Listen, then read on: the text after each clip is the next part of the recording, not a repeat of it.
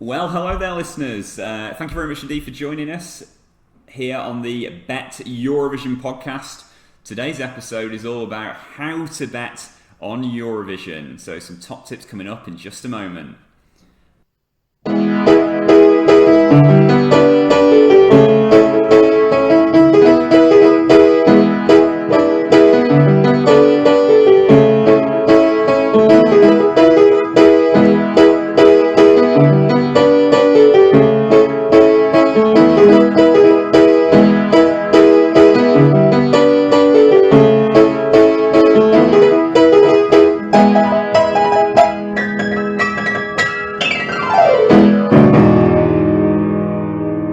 Okay, hello everyone. As always, I am joined today by our resident Eurovision expert, Ben Lyd Robertson. Lyd, thanks for joining me. How are you doing? Resident expert am I now? I'm not allowed to move and walk around. Am I stuck in my house? Yeah. Well, no. It's about no. What tier am I in? Well, if you were here with me, you'd be in tier 3 as of mid-December. Well, mid to late December. But you've got a different model over in Stockholm, haven't you? A very different model over in Sweden, yes, with how things are. Yeah, absolutely. I was thinking actually we should, because we're going to have to mention it. You know, we're recording this at the end of 2020. Yeah. We don't know how Eurovision itself will look like. It's going to be in May, but we've got different scenarios. I think let's discuss that later on properly. Yeah, all right. Add it to the schedule because the world is so different now. There's national finals taking place outdoors with no arena. It's all different. Yeah, no, you're right actually, and it will impact on the markets and how things are going to pan out. So we should definitely talk about that. But hopefully, when we get to May 2021, we can have something like a more normal looking competition. But I think, as you say, it's inevitably going to be different in some ways, if not in a lot of ways, isn't it? So we will talk about that. But for today, we're going to have a chat about how to bet on Eurovision. So those of you that joined us last time, thanks a lot for coming. Thanks a lot for coming back. We just talked a little bit about, the idea and the concept behind this podcast, which is about betting tips for Eurovision. Today we'll talk a little. Name. It does what it says on the tin. This podcast. Today it's a bit about how to bet on Eurovision. So some kind of broad top tips in terms of what to look for when thinking about placing a bet or two on the contest. So, to start with, Lyd, probably worth saying. I guess I suppose you've got a bit of kind of background in terms of betting, haven't you? It's always been something, you've been aware of, I suppose. So a wee bit, Janko. But with the Eurovision Song Contest for a start, I've probably been gambling on that for the last 3 or 4 years, as a focus. Before that, to be honest, I was too busy inside of the Eurovision bubble doing different things to even bat an eyelid. But I've always had a way of numbers in that sense, and that came from a child. I remember my dad. I don't think you're allowed to do this now, but he'd have me for a day. He used to work nights, and he'd walk down to the bookies with me in the pram. Oh yeah. And I'd sit up there. And I'd look at the screens and I'd watch the dogs and the horses and count the numbers. And supposedly all the ladies who worked in the betting shop absolutely adored me. They gave me biscuits and stuff. I loved going there. So I've always been surrounded by that. And even though, certainly when I was born, my dad never gambled anything seriously. He would have done a bit beforehand. I think it was in between jobs for a while, and had a system and right. made Okay. himself a few £1 every day, betting on greyhounds of all things. He's into the greyhounds, was he? Yeah. He was, yeah. He doesn't do that now. No. Now it's he'll put £2 on 3 football matches he wants to watch in the afternoon, kind of thing. I'll ring up my dad and I'll speak to him, and as soon as my mum's away from the phone, he'll tell me about what he's got money on, and I'm like, I don't really care. And he does all right. He tells me, he's made this much. It's he's got his money ticking over. Yeah. But it frustrates me because he's obviously putting money on something where he doesn't really know, or certainly the bookies will know more about the chance of different teams winning than he will. I mean, that's the whole point of gambling. They have the advantages. They set the odds bit in their favour. They have far better models and systems to work these things out. And I promised myself that I'd never gamble unless I had conviction that I thought I knew more, be it through modelling, be it through experience, be it through being something I'm passionate about. And there's some people, but most people I meet do not know more about the Eurovision Song Contest than myself. Yeah, so do you reckon this is what I gamble on? Yeah, do you reckon there then, in terms of Eurovision, there probably is, it's fair to say, I reckon, less of a gap, if any gap at all, between the level of kind of knowledge and insight that bookies have got versus the level of knowledge and insight that Eurovision experts have got, basically. Certainly compared to something like football, for example. Yeah, there'll be the people who'll be full-time football experts, and there'll be people who'll be full-time football betting odds makers. Yeah. You won't have that for the Eurovision Song Contest. Yeah, exactly. So there's potentially some real value to be found there, which we'll definitely be looking to find. In terms of Eurovision betting, then, I suppose, we're talking a bit about betting on Eurovision today, but just in terms of like betting in general, and linking it in with Eurovision, how's Eurovision betting similar to other things? Would you say? Because obviously, there are similarities to other markets, aren't there? Things that people should think about that kind of apply to Eurovision betting and betting in general. You place money on something, and if it wins, you get more money back. Yeah, well, thanks for that. Loses, you don't get your money. Yeah, all right. I didn't think we were going to start quite that basic, but fair enough. The kinds of things I was thinking about. Let me chip in a bit here then. Dig the hole deeper. Come on. No, it's not digging a hole deeper. I'm gonna step in here and offer my insight for a change. But basically, the kind of key things to look for anyone I suppose it is not really someone who bets very regularly, but might want to have a bit of a flutter on Eurovision. Important to be aware there are markets with different bookies. So there's loads of different bookmakers. Have a look at all those different bookmakers because the odds will be slightly different, and you'll get preferable odds at some over others. So.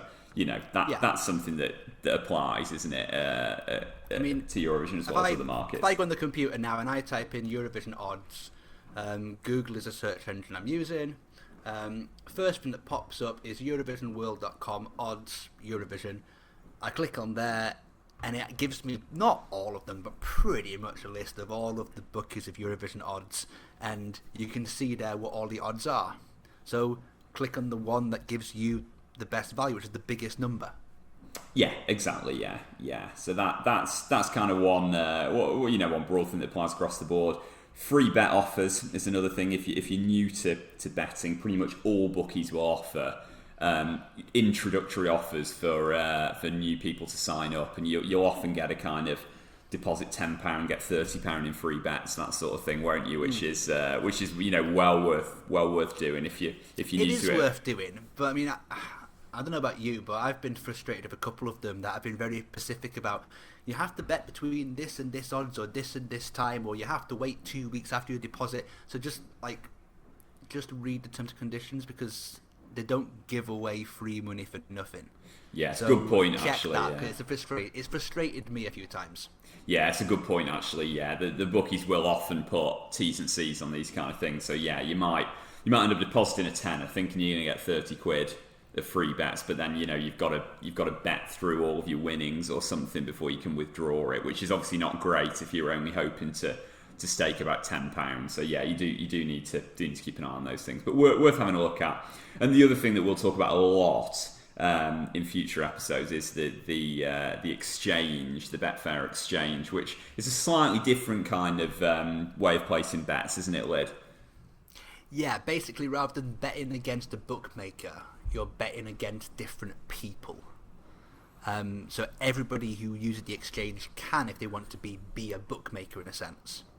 From the general point of view, for the casual person placing the bet, that usually means the exchange is slightly better value, usually slightly higher odds than the exchange and the bookies. Not always, but And if it's not, that's usually a sign that something's good. But yeah, look on the exchange is usually the best place of value. Yeah, and we'll talk about it a lot, won't we, as we go through. Because the other thing with the exchange, as you just said, is as well as kind of placing a bet and taking odds, you can essentially set odds for other people to take as well. So there's kind of two ways of playing it on the exchange. So we'll get into some of that. Okay, right. What we're going to do then now is we're going to get into a little bit more detail specifically on how to bet well on the Eurovision Song Contest.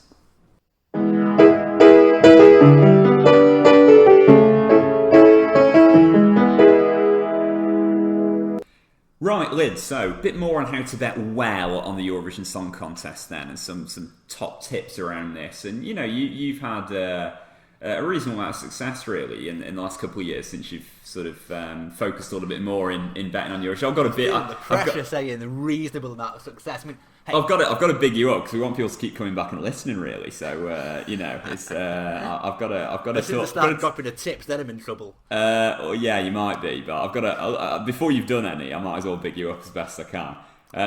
So how to bet on Eurovision well. What are your sort of broad top tips on this? What served you well in the last couple of years? Well, I think the thing is that you've got to try and bring all these factors together. You can't just use your opinion about a song, because there's got to be tons of voters across all different kinds of demographics of Europe, and Australia's in there too, whatever. You've got to think about juries, you've got to think about, even I'll say the politics of the contest. You've got to think about the styles of music, and different people have different styles that they like. If you hear me talk about how fantastic a Balkan ballad is, that's probably my bias. You love a Balkan ballad. I love a Balkan ballad. Or a great Schlager, and going to two extremes there. But then, so you've got to have a bit of conscience for yourself a little bit. But also other people, because one of the best sources for data is experts, and that could be things like data, that could be things like iTunes downloads or streams and so forth. They're great, but remember they also fit into different demographics. So this is better for young people, this is better for old people. This is a really good music video, that's why it's got more views on YouTube. Those kind of things all play a part. So the stats tell a story, but they're never the full story. You have to understand them. But also different opinions as well. Because opinions, for a start, influence the betting market. There's lots of Eurovision influences out there. The one I'll mention right now is probably the whole team, but especially Will and Devon from Wee Wee Blogs. Okay. Because, and there's many others, but they're the go-tos. They're the people who've, been in the circuit a long time. They've been involved in the actual Eurovision production. And they influence a lot of they're influencers in a sense, and if they like something, other people jump in the bandwagon, and that can move the odds. And they have tastes of music that sometimes you very much know, okay, they're going to like this one, and they do. But imagine when you have that for lots of different people, of all different demographics in the Eurovision world, all turn and go, oh, that was good. Then you're onto something. 2018 is an interesting year, and it's the example I've got. Like, the perfect example for the biggest tip I have in betting well. I wasn't there. One of the years I wasn't on the ground to watch Eurovision. And I saw reports from Will and Deb and then a few others about how good the first rehearsal of Fuego was, the Cypriot entry. Yeah. And I had written this off. We saw the music video. I thought Eleni Ferreira was really aloof. I thought it would have no connection. It would just be a generic pop number to end the semi-final. And then I saw all these people say how really good it was. And I thought, okay, I know you like pop music. I know you like rock music. I know you like ballads. And they're all saying this is good. It must be good. And I remember just putting like whatever I could on it. I think I got 66 to 1 on it. All right, nice. And just like get something on this because something's happening. And even the day after that, it was down at 20 something. But that's the biggest thing, is that it's not just about what you think, and what you think is of course important because you listen to songs, you're a human, you have opinions, but it's when you have connections like that, when you go, aha, then you actually have something that might connect with an entire continent. Yeah, and as you said, I mean, Fuego was. I love Fuego. I thought it was so good on stage as well. Now, Fuego didn't win. Let's just hold this back here. Fuego didn't win. Yeah, but it came fairly close. It did come second. It was very nice to have that bet in the bank, so to speak. Yeah. Yeah, and as you say, it's 66-1. I don't know what Fuego was on the day, the contest itself. It was favourite on the night, I think. Yeah. So exactly. So that's a kind of classic example of backing something when it's long and with a view to it shortening massively. So that's really, really good point, I think. I mean, the other thing as well that I think we should probably touch on is I suppose kind of where the betting markets are across Europe, and we'll talk about the UK a lot because you've got a bit of anti-UK sentiment when it comes to Eurovision. Whoa. Like, once Brexit happens and the borders close and stuff like that, I need to still get back in to see my parents. So let's not make that too far. If I come with a Swedish passport, I don't want to have any trouble at the border now. You'll have a lot of trouble at the border at the moment, but yeah, no. Well, yeah, okay. Well, we'll keep coming back to this, but you have been a bit down on the UK, and from a Eurovision perspective, they've sent shite songs. That's been the problem with the UK. Not all of them. There's been a few good ones in there. Not that many, admittedly, but a few good ones. But yeah. So but basically, the UK always tends to be shorter in terms of odds than it should be, doesn't it? And most of the time, yeah. The UK kind of fluctuates because a lot of people bet on Eurovision for their favourites, or for I want to put £10 in my country just in case they win. And you get that in football as well. You get in all kinds of different sporting events. That happens. That trend always happens. And most of the betting marks are Western, are British based as well. So you very much get that trend happen. And it swings on both ways. If the UK thinks they have a chance, they will be shorter than they probably should be. If the UK knows they're onto a no hope, they'll probably actually be longer than they should be. So it kind of. So why is that then? Why would they be longer than they should be potentially? Because rather than people, especially in the exchange, rather than people betting on them, they're betting against them. Right. Okay. You'll probably find the bookmakers to be a bit more conservative about that because they know that there could be a swing to the UK and they need to cover that. Other countries like that are Ireland and Spain, actually, where if they think they're onto something, there could be a steamroll of money that changes the market. I believe when Ireland had G. Edward, they may have even touched favourite for a very short period in that bubble coming up to the final, because there was just a hype train, like, they're going to do it. Europe loves this. They found out in the voting that Scandinavia loved it and nobody else really did. But you have hype trains. The Irish is a gambling culture, probably more than any other country in Europe, I dare argue. In particular with horse racing, if the Irish have one of their own that they think is going to win, they just come and steamroll it. So you get those kind of things happen. You never get that happen for Moldova. Yeah, you never get that happen for Georgia. And if you do, then something dodgy is happening. So essentially, I guess what you're saying there is factor some of that in when looking at odds, because it may be that some countries' odds are artificially short or possibly artificially long, depending on which country it is in the market. The betting markets are also made in the West, so they don't have much knowledge about the East. When we as British people look at the voting and we see 12 points from Bosnia, Croatia and Slovenia all go to Serbia, and we're like, what's going on there? Oh, it's all political. It's not political at all. It so happens Serbia has sent this person here who's got this big star with this hit song that's been on the radio all across those countries for the last 2 months. There's things in every country and culture that the betting markets are not really aware of. Particularly the UK odds setters. Very much so, yes. Yeah. No, it does tally, yeah. So no, I think that is an important point. I guess the other one as well is around, it sounds like a really obvious thing to say, but I suppose it's about knowing the ins and outs of the rules, I guess, of the actual, of the actual contest, and kind of making sure you're familiar with how points are allocated and all that sort of stuff, because that's obviously important for... There's still people who would be casual Eurovision viewers who wouldn't realise that there's a jury back now. Yeah. There's been a jury in the contest since... over 10 years ago now, and it's been more and more prominent.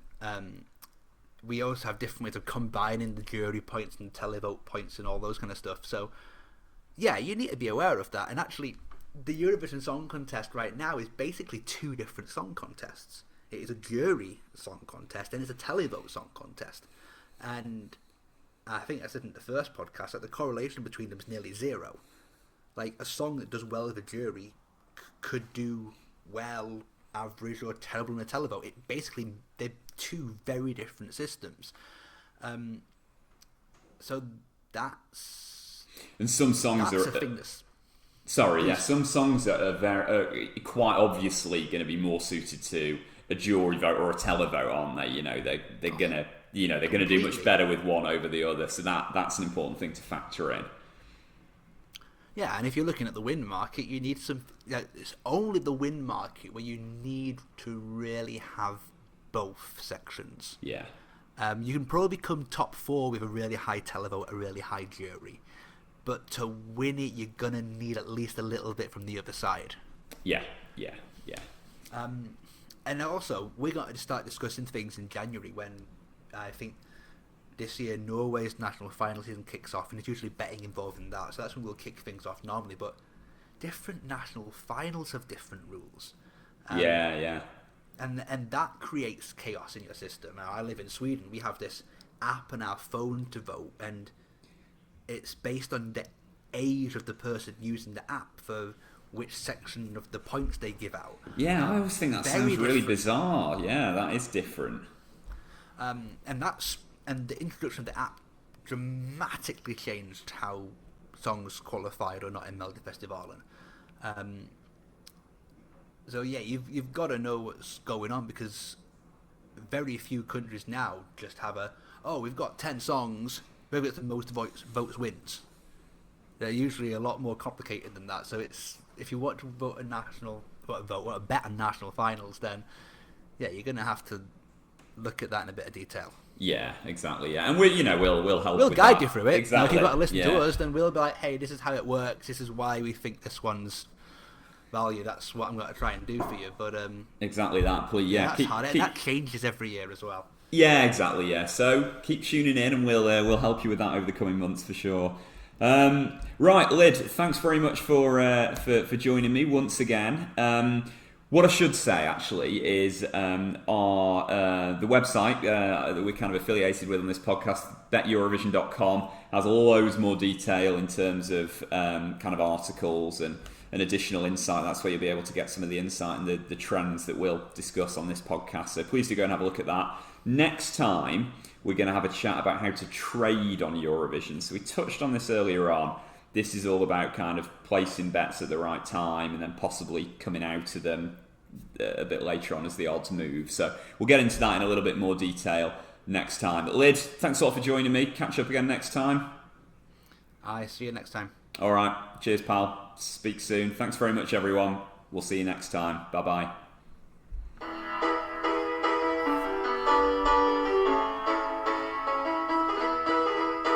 The Bet Eurovision podcast is brought to you by Clique Productions in association with BetEurovision.com.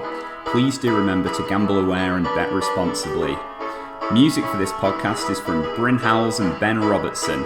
And for further information on the content of this podcast and for more detailed articles, please head to BetEurovision.com.